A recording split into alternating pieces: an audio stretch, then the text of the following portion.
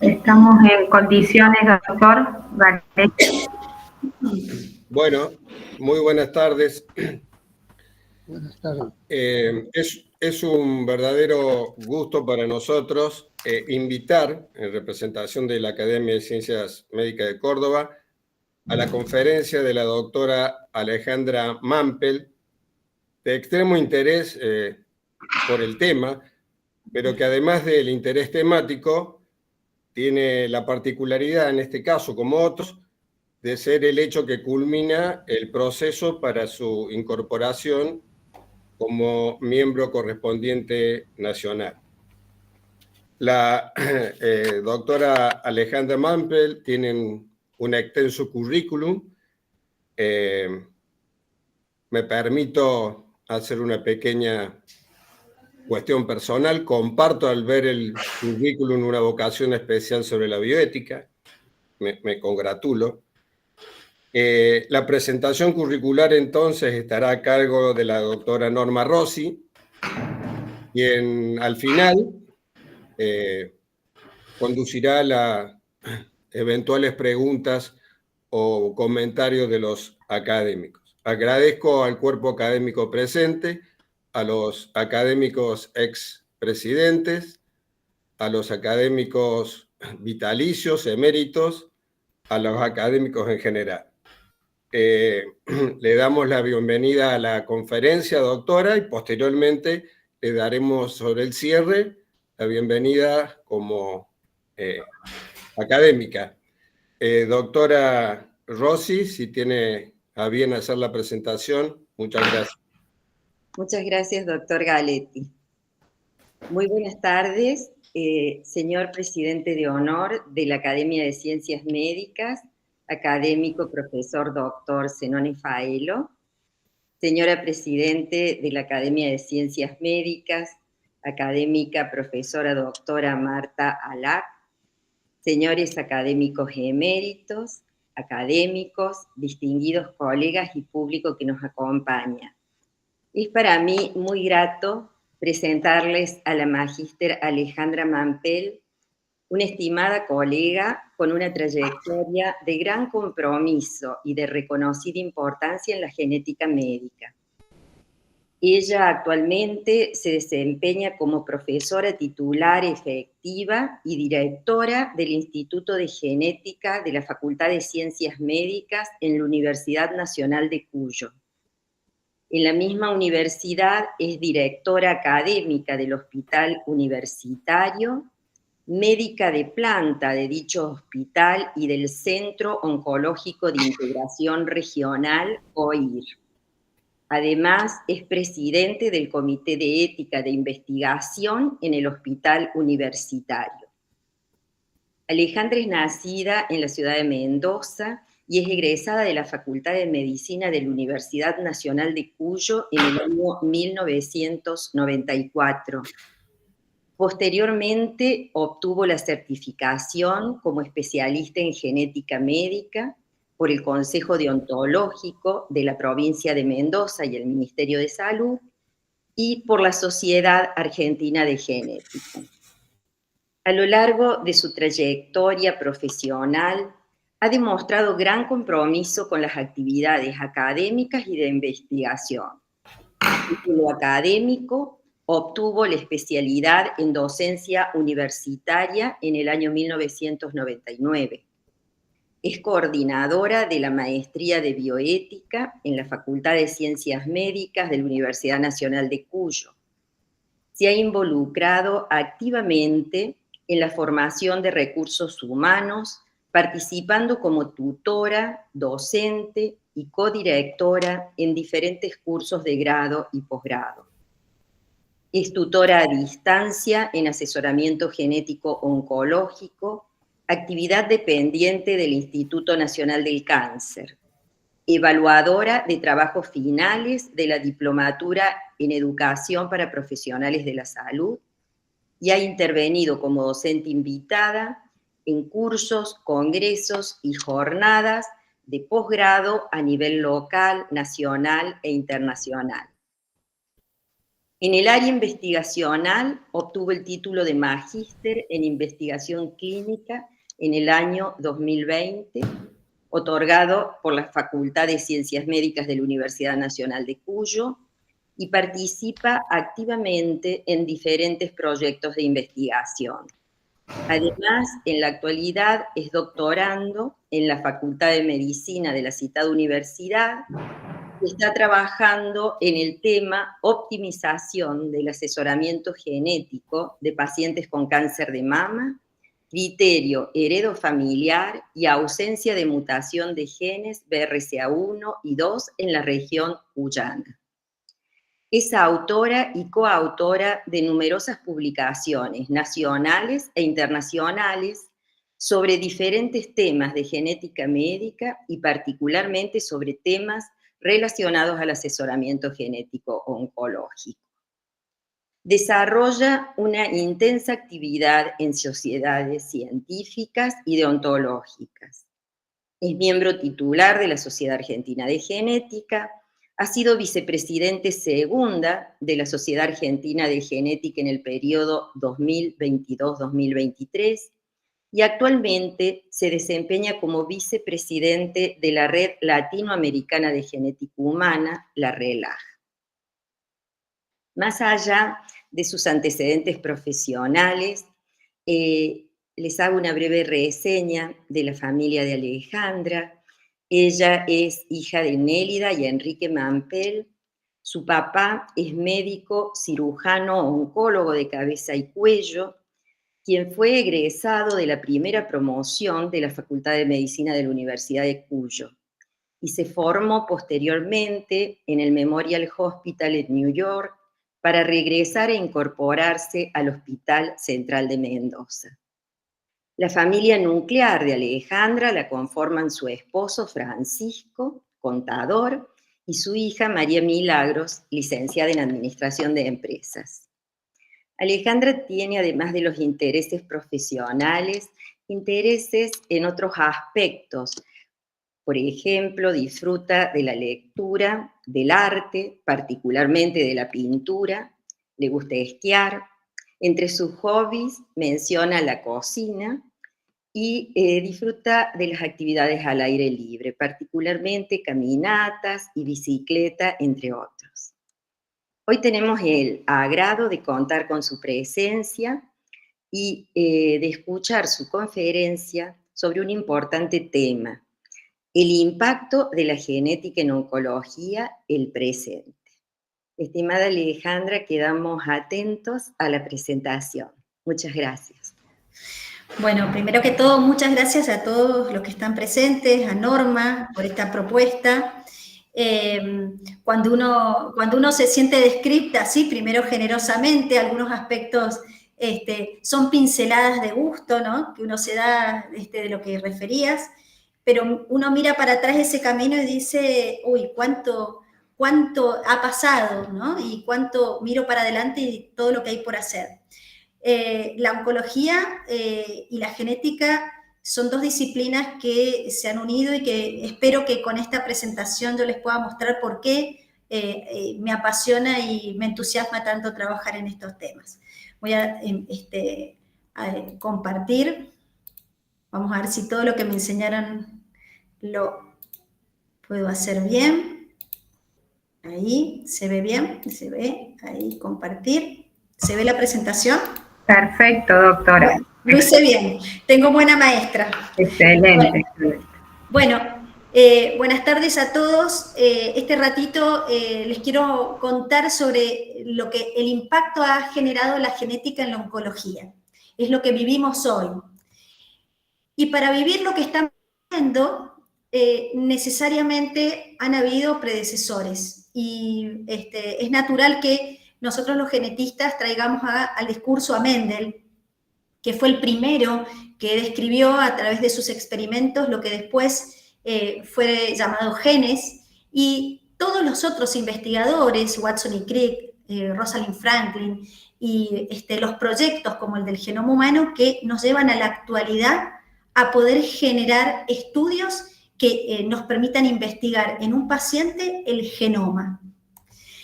Entonces, sabiendo que toda esta tecnología nos aporta conocimiento, yo les cuento que clásicamente, antes de que hubiera esto, y ahora más todavía, en el momento que recibimos un paciente en la consulta, ya desde un comienzo y ahora más todavía, intentamos identificar si estamos frente a un paciente que padece una neoplasia esporádica, familiar o hereditaria.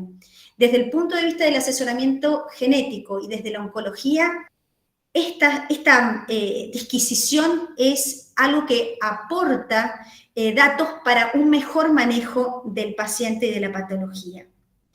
Las formas esporádicas, para los que no están tan en este tema, son esas formas que aparecen de manera aislada en las familias, generalmente a edades más avanzadas, es decir, relacionadas más con el proceso y la evolución natural de nuestro organismo, mientras que las formas familiares llaman la atención de familias que tienen tumores no relacionados y que no le podemos encontrar una etiología común.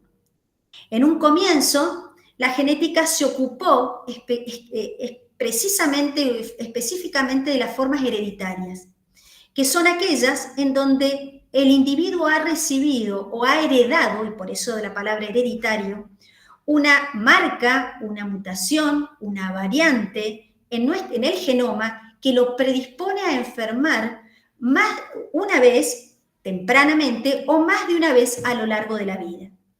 ¿Por qué les pongo esa cifra? Porque es la forma de cáncer menos frecuente, pero es muy importante identificarla porque es un grupo con alto riesgo a enfermar en forma temprana y más de una vez a lo largo de la vida. Entonces, identificarlo nos permite hacer un manejo más adecuado de ellos.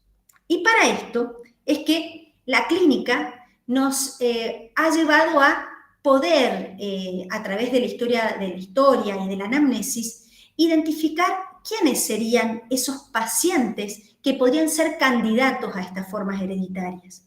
O, si no es de una forma hereditaria, aquellos que tienen mayor riesgo a enfermar porque están dentro de estas formas de mayor predisposición, como son las familiares.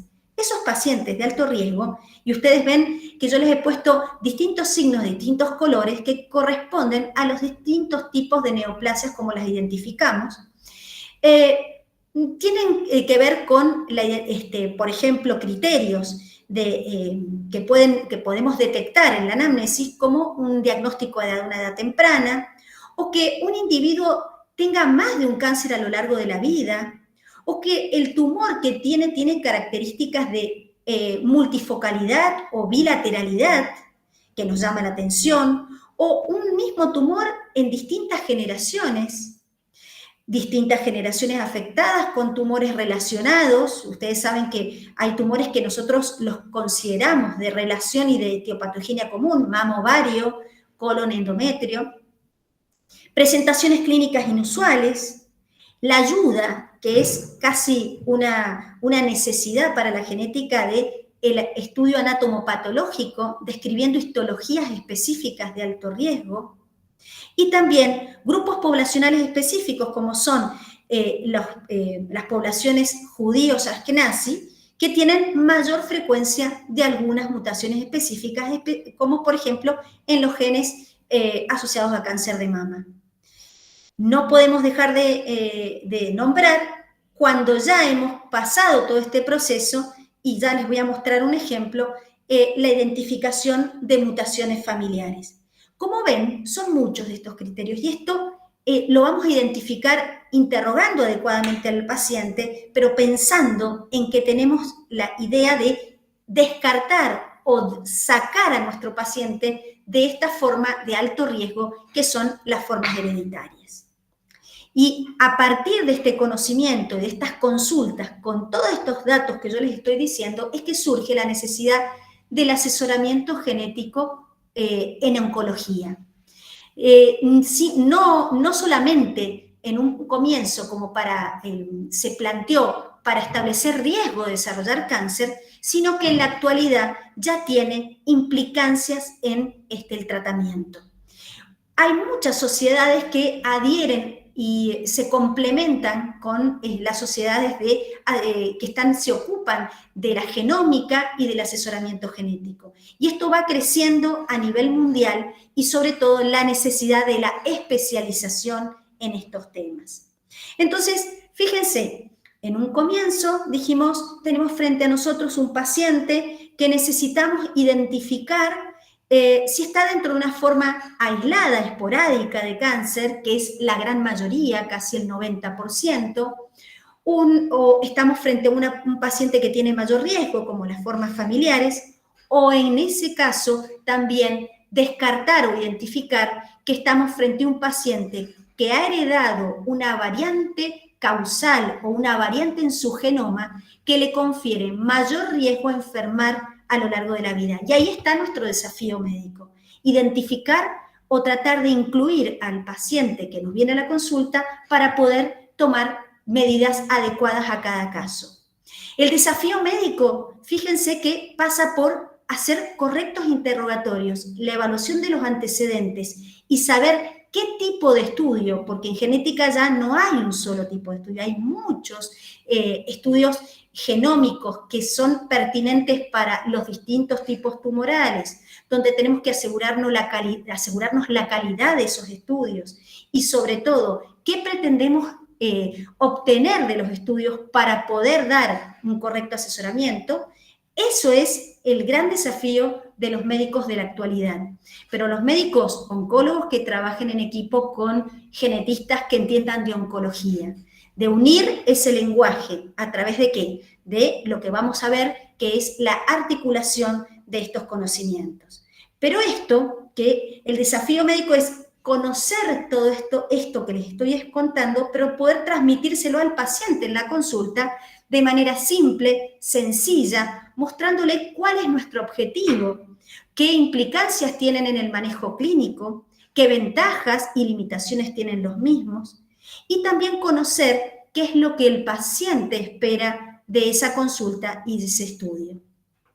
Todo esto forma parte de un requisito para mí en lo personal y parte del equipo con el que trabajo que corresponde a hacer un correcto asesoramiento genético premolecular, en donde se deben respetar los tiempos del paciente y también los tiempos de la medicina para que sea óptimo.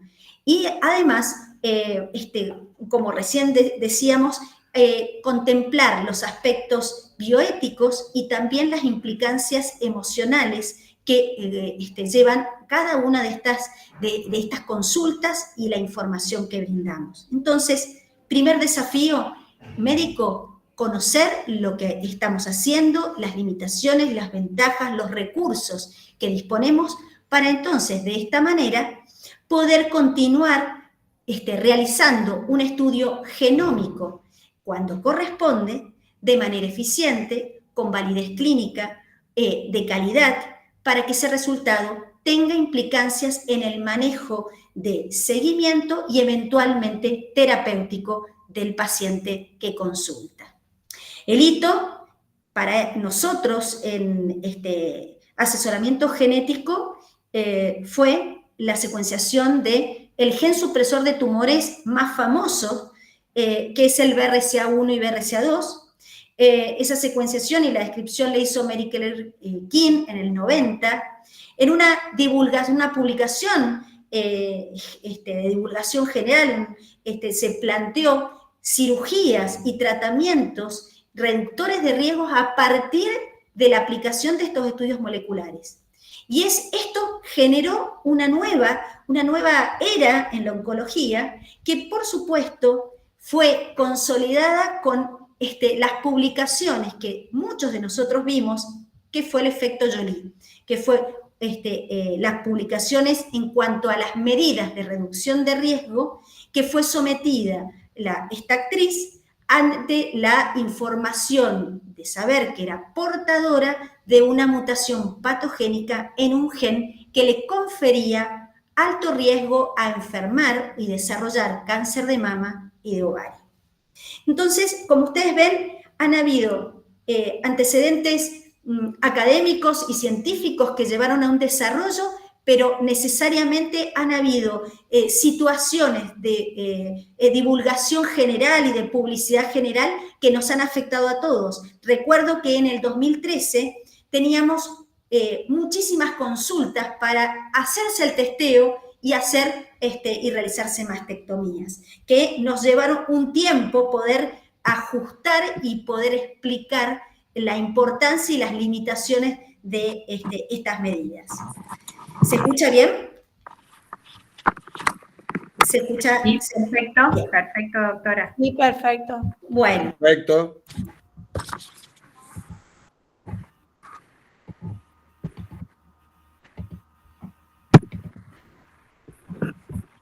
Ahora no te escuchamos a vos, Alejandra.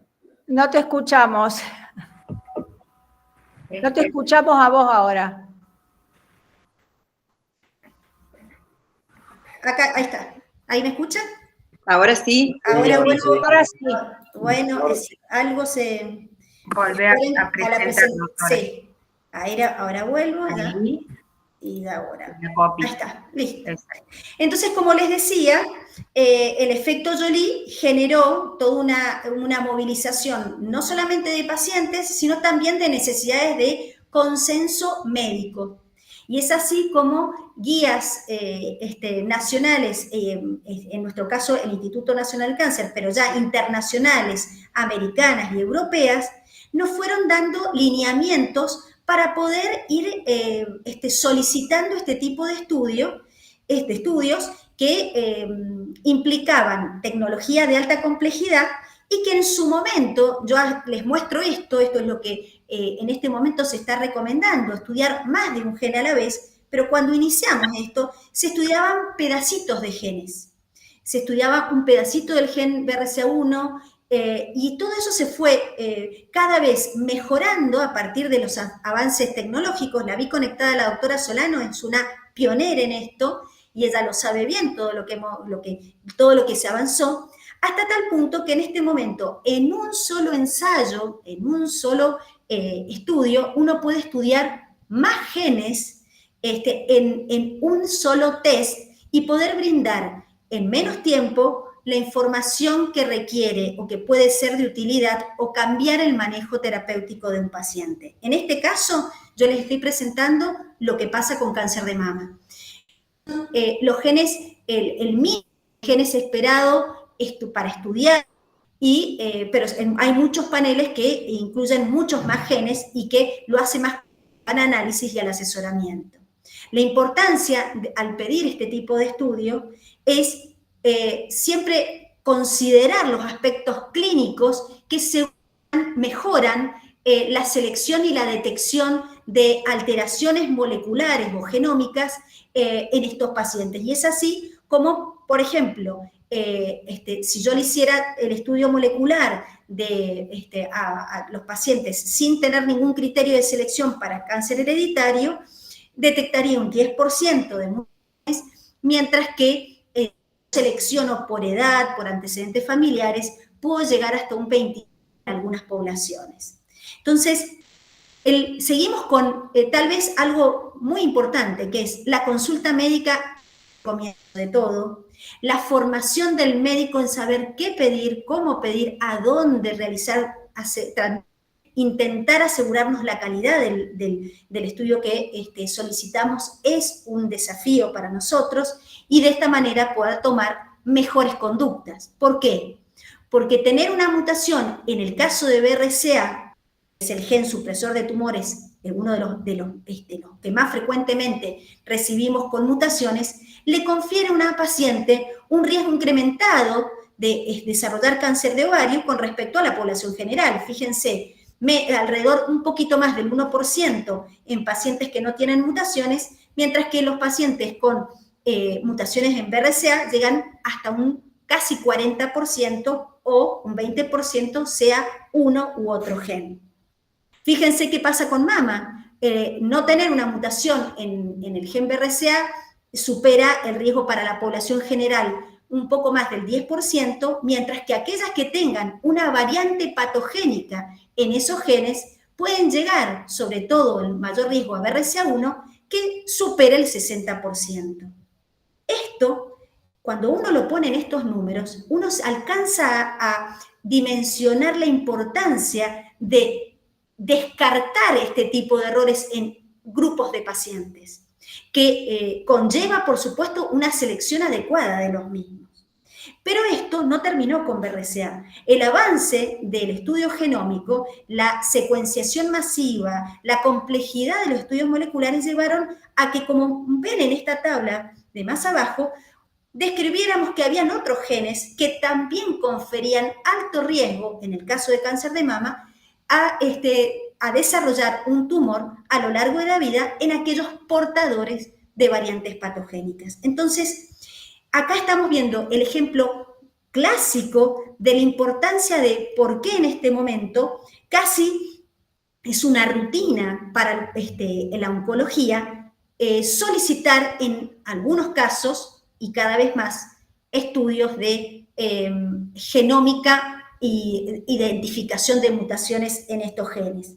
Hay algo que querría agregar y que no lo quise complejizar más, pero es que se han aprobado tratamientos específicos en pacientes con enfermedad avanzada, y ese es otro de los criterios por los cuales incluimos a los pacientes en este tipo de estudio. Yo les nombré mama, pero no es solamente mama y asesoramiento genético. También se puede identificar otras patologías que también son frecuentes. El cáncer de colon es otro de los cánceres frecuentes en la población, y las formas hereditarias, aunque no son las más frecuentes, necesitamos descartarlas. Familias con mucha frecuencia de cáncer de colon o cáncer de colon jóvenes nos permiten identificar y seguir y prevenir un nuevo tumor a través de las medidas de vigilancia que están disponibles, como las videocolonoscopías o eventualmente una cirugía. Pero lo primero es identificar esa población de riesgo. ¿Solamente es cáncer colorectal? No.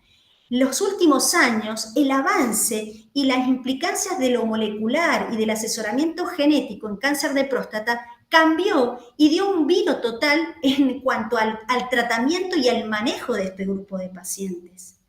Pero esto queda en próstata, tampoco queda en próstata. Fíjense, cáncer renal hereditario. Yo no recibía casi pacientes con cáncer renal para asesoramiento genético. Ahora ya hay guías en donde nos invitan a estudiar a todos los pacientes con cáncer renal, cualquiera sea su estirpe, la mayoría saben que son los de células claras, cuando están por debajo de los 46 años el momento del diagnóstico. ¿Por qué? Porque hay genes que podemos identificar y mejorar el seguimiento más allá de la conducta quirúrgica, que era la clásica para este grupo de pacientes. Ya cada vez al identificar un gen, identificamos también la posible vía en donde se puede intervenir con farmacogenética, es decir, saber esa marca del genoma que puede dar o abrir la oportunidad para un tratamiento con una molécula blanco. Esto no es todo, hay más, pero simplemente para mostrarles que es un mundo que por eso es que apasiona, y uno cuando entra difícilmente sale más que para estudiar. Clásicos síndromes como Li-Fraumeni tienen un manejo específico que requiere justamente las estrategias de identificación molecular para poder establecerlas adecuadamente, como por ejemplo evitar la radioterapia en estos pacientes. Los síndromes de Peutz-Jeghers, Cowden o cáncer gástrico, cada una de estas situaciones, identificando moléculas o mutaciones específicas, llevan a manejos de seguimiento y de tratamiento que mejoran la vigilancia de estos pacientes. Entonces, fíjense que todo lo que yo les conté hasta hace un ratito era el impacto que generaba el asesoramiento genético y el conocimiento de la genómica en el médico para el manejo del paciente. Pero ahora tenemos que ver la otra parte. ¿Cómo impacta y qué impacto tiene en el paciente recibir un asesoramiento genético? Saber que él tiene y es portador de una mutación causante o que forma parte de y lo incluye dentro del grupo hereditario, tiene implicancias para él desde el manejo terapéutico como también del asesoramiento genético para su descendencia. Saber que su estudio es negativo, es decir, no hay ninguna variante que pueda asociarse adecuada, con certeza a la etiopatogenia de la enfermedad, como son las variantes de significancia incierta, también es importante saberlo porque implica hacer un seguimiento de estos pacientes para ver si en el futuro esas variantes son reclasificadas y tienen una implicancia o no en el manejo de ese paciente. Lo que por suerte cada vez vemos menos son los resultados que no esperamos, los incidentalomas, los estudios que se piden y que no esperamos alguna respuesta porque no hemos explicado al paciente las posibilidades de resultados que podemos recibir. Es decir, podemos recibir resultados moleculares que no esperábamos, pero previamente, como ha habido un asesoramiento genético premolecular, hay una explicación de esta posibilidad de incertidumbre. Entonces, ese impacto en el paciente también con estos resultados moleculares implican los avances que hoy estamos viviendo, que es medidas específicas para un paciente específico. Ya tienen nombre, apellido y tienen una marca molecular que nos ayuda a tomar decisiones que no son menores. Decirle a una paciente con cáncer de mama que la medida desde el punto de vista genético apoyado por oncología es una mastectomía bilateral es una gran decisión, pero sabiendo que hay una reducción de riesgo del 90%, eso es importante. Saber que la salpingoforectomía reduce en estos pacientes que tienen una mutación patogénica en BRCA al cáncer de ovario en más del 90%, es información o son evidencias que mejoran el manejo y el seguimiento de estos pacientes. Asimismo, el uso de metodologías de avanzada, como es el uso de la resonancia magnética con contraste en estos pacientes de manera anual, que son los que tienen el mayor riesgo, también mejoran la detección precoz. Y otros que son más controversiales, como cirugías reductoras de riesgo en personas o portadoras sanas, que se ha visto que reducen la mortalidad. Eso es para la discusión de los grupos interdisciplinarios. Lo cierto es que el gold standard en este momento es la identificación de pacientes portadores de mutaciones, pero que sean sanos para mejorar la vigilancia y que sea ajustado a los deseos del paciente, respetando el principio de autonomía y también las evidencias científicas. No puedo dejar de cerrar esta parte de la charla sin decir que el avance ya está en estudiar no solamente las mutaciones que el paciente es portador y que identificamos en sangre o en saliva, sino también la idea de hacer perfiles en las células tumorales, que eso es lo que en este momento cada vez se está desarrollando más, porque tiene un objetivo fundamentalmente terapéutico y porque se ha visto que es en muchos casos muy redituable desde la información y desde el manejo de los pacientes. Tanto es así que nos permite tanto la identificación de una mutación germinal como la de una mutación somática, en muchos casos, a la aplicación de terapia dirigida. Y cuando hablamos de terapia dirigida, estamos hablando de aquellos que tienen determinada variante molecular, son candidatos a una determinada molécula o tratamiento, que sabemos que tienen altas probabilidades de responder adecuadamente, evitando dar tratamientos y solamente sufrir los efectos colaterales. Esto lo vemos con mutaciones en BRCA y moléculas como el olaparib, que ya está aprobado, y también lo vemos con los biomarcadores agnósticos, que son la inestabilidad de microsatélites, que son otro tipo de marcadores que forman parte del asesoramiento genético oncológico que aporta herramientas a los oncólogos, ya no solamente a un tipo tumoral, sino el mismo marcador para distintos tipos de tumores y con muy buena respuesta. Como ven, es desafiante lo que estamos viendo, genómica, farmacología, farmacogenómica en su desarrollo pleno. Dijimos el impacto que genera en el médico, que es todo esto de conocer y saber aplicar la genómica en el diagnóstico, en el tratamiento, y ahora vemos la familia. La familia del que es portador de una variante tiene la oportunidad de hacerse estudios que permiten ubicarlo por descarte en la población general o identificar a aquellos que, a pesar de no haber todavía desarrollado la enfermedad, tienen un alto riesgo a desarrollar. Entonces, no es poca cosa cada uno de los integrantes del paciente que consulta.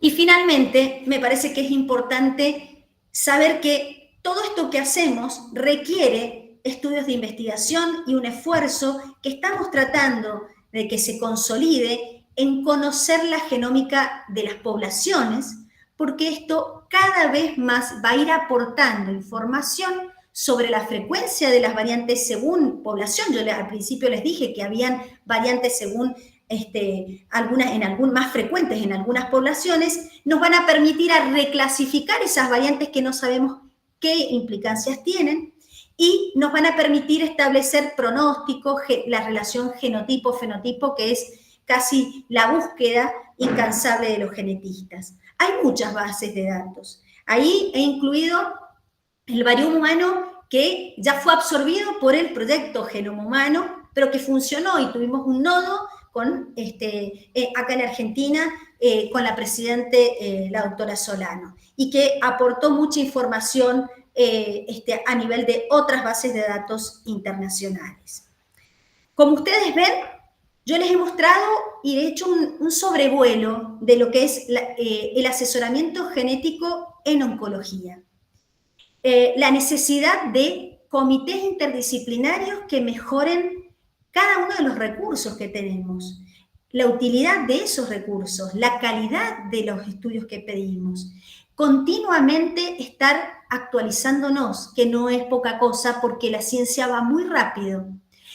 No dejar los aspectos ético-legales de nuestra práctica profesional y de lo que está alrededor de cada uno de estos actos médicos. Y, por supuesto, nuestro compromiso con la formación de recursos humanos, las nuevas generaciones, que ya esto lo están viendo casi inmediatamente.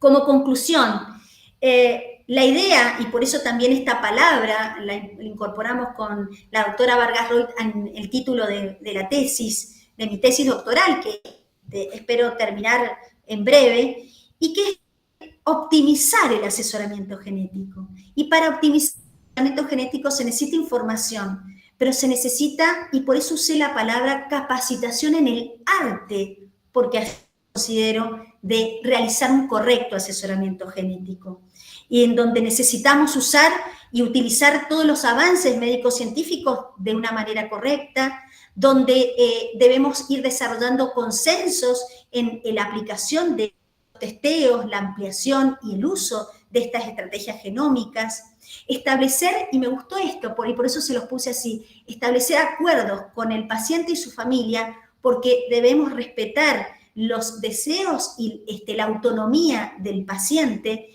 y tratar de buscar el mejor camino para dar la mejor información respetando sus derechos. Y por supuesto que estamos trabajando fuertemente en la elaboración de programas de seguimiento de los pacientes con variantes informativas, es decir, patogénicas o para hacer un seguimiento a largo plazo, que es una de las falencias que estamos detectando hace tiempo.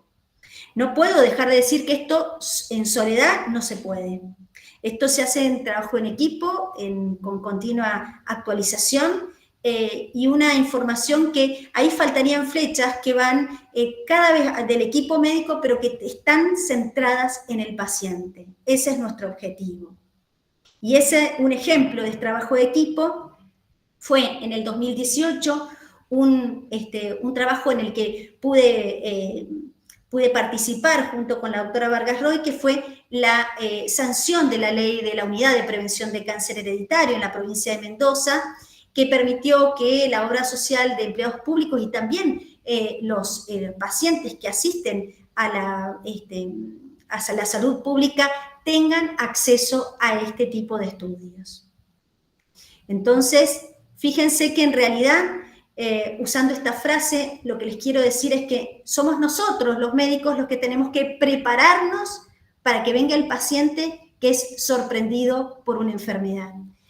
Y para eso, yo les cuento un poco, lo dijo Norma, mi pertenencia y todo esto que ustedes ven, que tiene muchos años de estar trabajando, tiene la columna vertebral en la Universidad Nacional de Cuyo, mi facultad, el hospital universitario, que desde que se abrió trabajé desarrollando toda esta parte de asesoramiento genético oncológico, los trabajos de investigación junto con el INVECU, que es doble dependencia de nuestra facultad, formar parte de un equipo de muchísima calidad en oncología, que es el Centro Oncológico de Integración Regional, formarme y participar como en formación en el Instituto Nacional del Cáncer, en el proyecto de cáncer heredofamiliar, y también ayudar a desarrollar el asesoramiento genético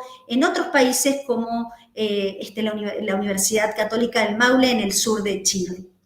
Como ven, todo esto es una larga vida que siempre está acompañada de los afectos y que son los que conocen cuál es la pasión por lo que hago. Así que muchas gracias. Muchísimas gracias, doctora. Norma, ¿querés conducir, por favor? Sí, cómo no. Bueno, muchísimas gracias, Alejandra, y felicitaciones por esta excelente exposición que creo que todos hemos disfrutado. Bueno, queda abierto para preguntas del auditorio. Mientras tanto, vos hiciste mención a tu trabajo en la región de Cuyo para tratar de dar acceso a la población a los estudios genéticos. Este es un problema que aún tenemos para que, digamos, toda la población pueda tener un acceso equitativo, justo a los estudios moleculares. ¿Nos podrías contar un poquito, Alejandra, cómo fue esa experiencia? Fue una hermosa experiencia, creo que está conectada a la doctora Vargas Roy, que fue ella la que me invitó a colaborar. Ella es mi directora de tesis de doctorado y también codirectora de la tesis de maestría, con una gran trayectoria en genética, es directora del Laboratorio de Biología Tumoral, y ella la invitaron a formar parte junto con un legislador. Vieron la inquietud ante casos que veían de cáncer de mama, de poder resolver esta situación que habían visto, que habían charlado un representante de la legislatura en Mendoza del equipo de salud sobre la posibilidad de hacer este tipo de estudios.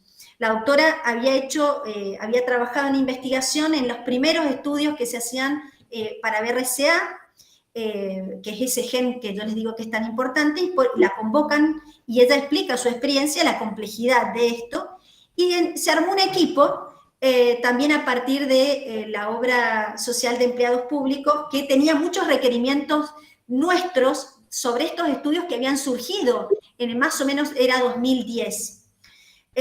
Junto con la doctora Vargas Roy fuimos muchas veces a hablar a estos equipos de salud, y esto, más la inquietud del legislador, más otras personas que estaban en el ministerio, el doctor Adolfo Capó, alguien que estaba en la obra social de empleados públicos, el doctor Jorge Hidalgo, armamos un equipo en donde incluimos a alguien que era ajeno a nosotros, que era un economista, e hicimos un estudio económico, financiero de si era rentable, o cómo se beneficiaba el paciente y qué costos tenían. Y la relación costo-beneficio dio que realmente eran estudios que mejoraban y van a mejorar en un tiempo el testeo y el manejo de los pacientes. Esto es mucho más complejo de lo que yo les cuento. Hemos hecho cuadritos y cuadritos y cuadritos viendo las opciones y los costos que tenían en ese momento estos estudios, incluido la consulta que yo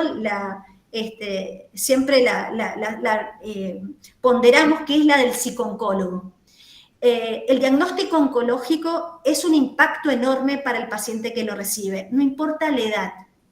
Son muy pocos los pacientes que no se ven impactados de alguna manera. Entonces, justamente el correcto manejo, ajustando cada una de las instancias, haciendo estos estudios moleculares cuando es indicado, interviniendo psicooncológicamente a los pacientes para acompañarlos, fue todo ese equipo que intervino y que planteó en la legislatura el interés de que estos estudios se realizaran no como un estudio de pesquisa, y ustedes me van a entender, no es un estudio de pesquisa, sino ajustado a estos pacientes que yo les contaba que tenían criterios de alto riesgo de pertenecer a esas formas hereditarias, para una vigilancia distinta, que en eso incluía las cirugías reductoras de riesgo y el manejo diferencial de los estudios de imágenes. Fue una experiencia exquisita, esa sería mi conclusión, muy enriquecedora. Fue aprender de los otros. Muchísimas gracias, Alejandra. ¿Alguna pregunta del auditorio para la doctora Mampel? Sí, doctor Uribe Echevarría, ¿puede ser? Felicitaciones, doctora Mampel. Excelente, ha puesto al día este problema, que es un problema de plena vigencia. Dos preguntas, doctora, que a mí me preocupan. Uno es, en toda biopsia, antes de discutir el tratamiento, ¿es necesario hacer el estudio genético? ¿Por qué me preocupa eso? Que racionalmente tengo que decir que sí, decirme que sí, racionalmente. El problema está en el tiempo de demora. Y si a los alumnos le decimos y procedemos a hacer un diagnóstico precoz, porque está vinculado a la sobrevida, ¿cómo congenio este problema? Esa es una de las preguntas. Y en segundo lugar, los costos presentes, usted que es una erudita en bioética, ¿cómo plantea este problema? Qué buenas preguntas. La primera pregunta es, el tiempo siempre es un tirano para nosotros, pero lo que uno no tiene que dejar de hacer es darle al paciente el tratamiento que corresponde o dilatarlo por hacer estos estudios. El estudio que se hace habitualmente, esto también es dependiendo de qué tipo de tumor, porque, por ejemplo, cáncer de mama, jamás a una paciente, es más, lo hablamos en los comités de tumores, no se debe dilatar unas cirugías o una neoadyuvancia por hacer este estudio. De hecho, la neoadyuvancia, que es actualmente una estrategia que se está usando cada vez más en oncología, nos da tiempo a tener este tipo de estudio. Usted dijo una cosa que ahí voy a hacer una disquisición. No es lo mismo hacer el estudio para hereditario por un estudio de sangre que hacer un estudio somático. El estudio somático en nuestro país se está dejando cuando las primeras líneas, salvo algunas indicaciones específicas, no han resultado. Lo que uno no puede dejar es sin tratamiento al paciente si no puedo hacer estos estudios genómicos. Eso es algo que no se hace. Se trata al paciente. Yo tenía una paciente, recuerdo, que quería hacerse el estudio previo a el tratamiento oncológico. Y me acuerdo de haber hablado con ella y decir, no, primero, si te han indicado la cirugía, hace la cirugía. Se hace el tratamiento, en ese caso era quirúrgico, y si después el estudio molecular da algo informativo, se reevaluará la cirugía. Si hay que hacer una cirugía reductora de riesgo, se programará con tiempo para que eso tenga los mejores resultados posibles. No hay que dilatar los tratamientos por buscar estos estudios. Hay que actuar con los aspectos oncológicos y recursos que tenemos muchos. Y después enriquecerlo con lo molecular. En países de desarrollo y de alto poder adquisitivo tienen más rápido los estudios. Eso es verdad. Pero hay tiempos que todavía no podemos evitar porque técnicamente esto tiene un tiempo. Sacar ADN, secuenciarlo, hay un tiempo como para que los estudios tengan la calidad y el desarrollo que corresponde. Eso es por un lado, y no sé si respondí la primera pregunta. Excelente. Bien. Mi pregunta estaba vinculada sí. principalmente al cáncer de pulmón. Sé que en el cáncer de mama es otro tipo de cáncer. Sí, en pulmón hay biomarcadores y el avance pero es más que asesorar, en la forma de pulmón hay muy pocas formas hereditarias. Son mucho más biomarcadores específicos para tratamiento.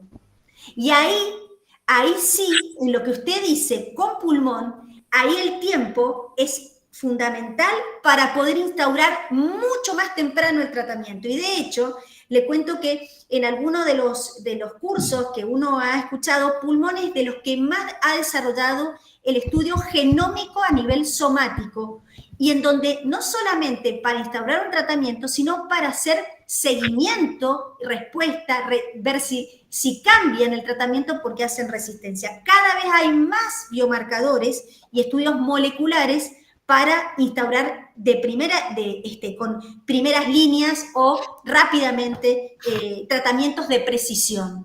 Esa es tal vez una de las excepciones.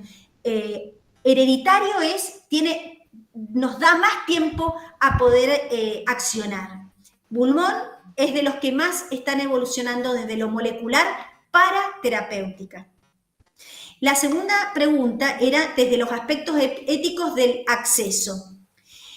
Justamente eso, en Mendoza, tengo que decir que esta ley que fue aprobada en diputados y en senadores por unanimidad, pero que está en el proceso de reglamentación, pero que se respeta en la gran mayoría de los casos, nos está permitiendo más equidad en el acceso a este tipo de estudios.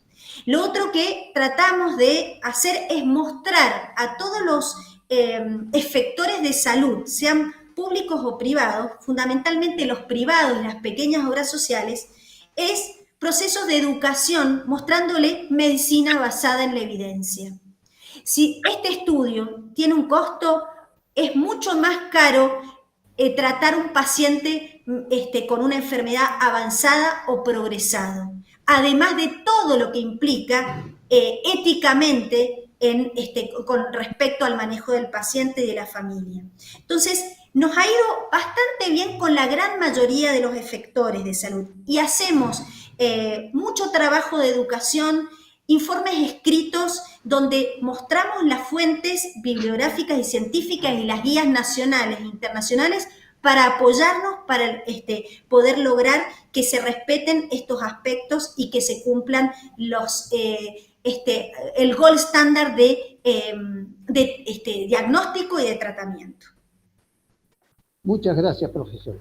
No, por favor, gracias a usted por las preguntas que fueron exquisitas también. Doctor Galetti. Bueno, muchas gracias. Muchas gracias, Alejandra, por tu excelente exposición. Por un defecto que compartimos, que lo comenté al inicio sobre nuestros aspectos bioéticos, quisiera hacer un comentario y que vos también participaste en la antesala cuando iniciamos la conferencia antes. Discutíamos de conferencias anteriores, cómo las conferencias nos dejan pensando, y Dante nos había aportado esto nuevo de la inteligencia artificial. Y cuán importante es la inteligencia no artificial, porque vos comenzaste la exposición, no excluyo, por favor, la inteligencia artificial. En años, el medio como es ahora no existirá más. Pero comenzaste tu conferencia mencionando a Mendel, ¿no?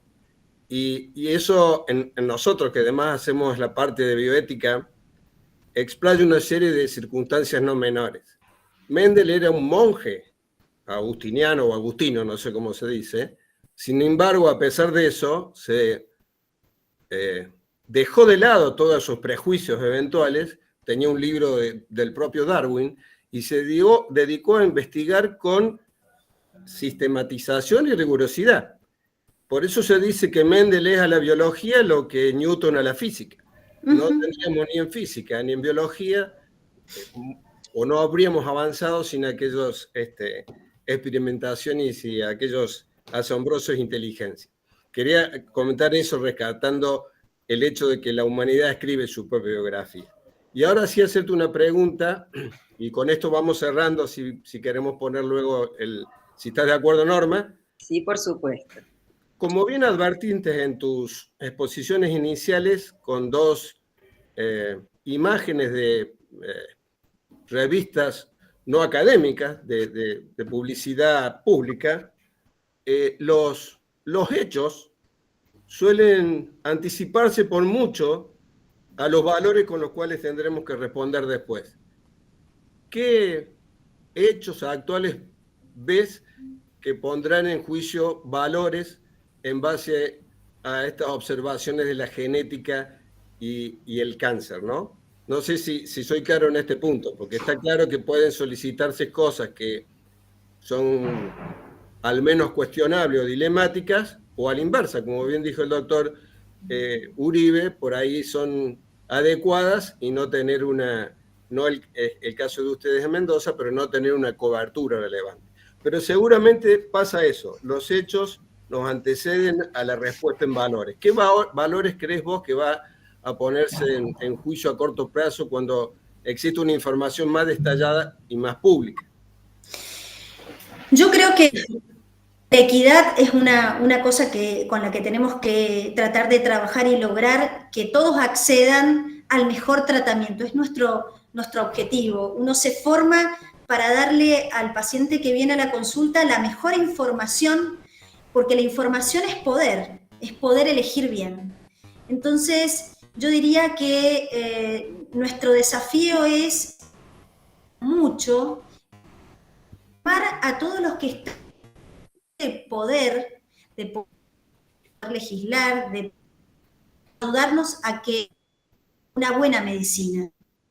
Exceso de estudios, que no es solamente, yo adhiero a lo de la inteligencia artificial, yo creo que es maravillosa, pero va a ser un recurso más, es como todo lo que hemos visto, pero creo que valores de equidad,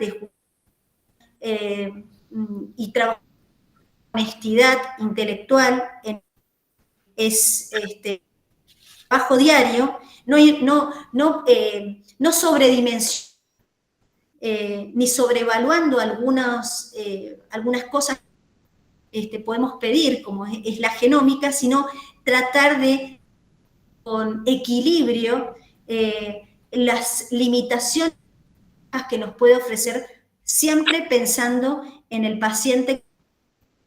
Cualquiera de nosotros puede ser el que esté consultando. Entonces, hay una lectura que nos, en cuando hacíamos relación médico-paciente, ponte en su lugar. Yo creo que los médicos no son médicos, también podemos estar del otro lado y tenemos que pensar, nos gustaría que nos trataran, nos atendieran y ejercieran un acto médico con nosotros, ¿no?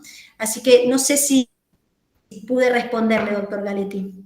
Sí, muy bien, muchas gracias. Norma, no sé si hay alguna pregunta más, si no, para finalizar el acto, le vamos a hacer entrega. ¿Hay alguna otra pregunta? No, no hay ninguna otra pregunta, estamos en horario, así que sí, con todo gusto. Cayetano, vos haces la entrega virtual del certificado. Bueno, lo podemos presentar, por favor.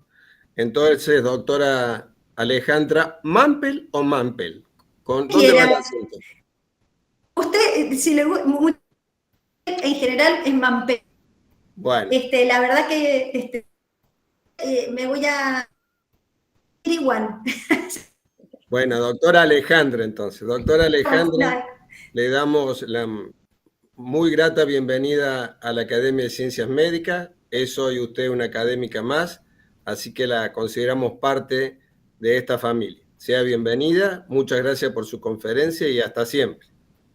Gracias a ustedes, la verdad que es un enorme honor haber participado.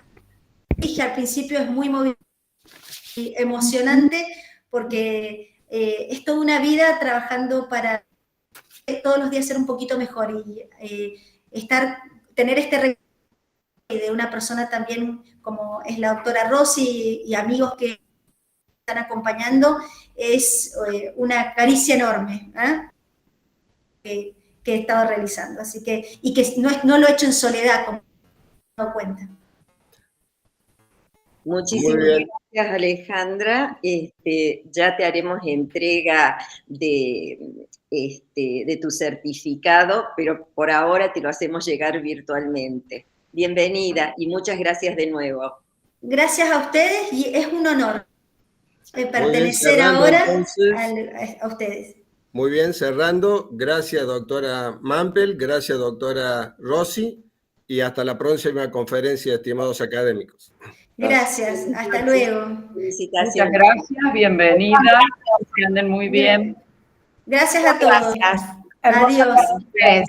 Gracias, hasta luego. Hasta luego, gracias por todo.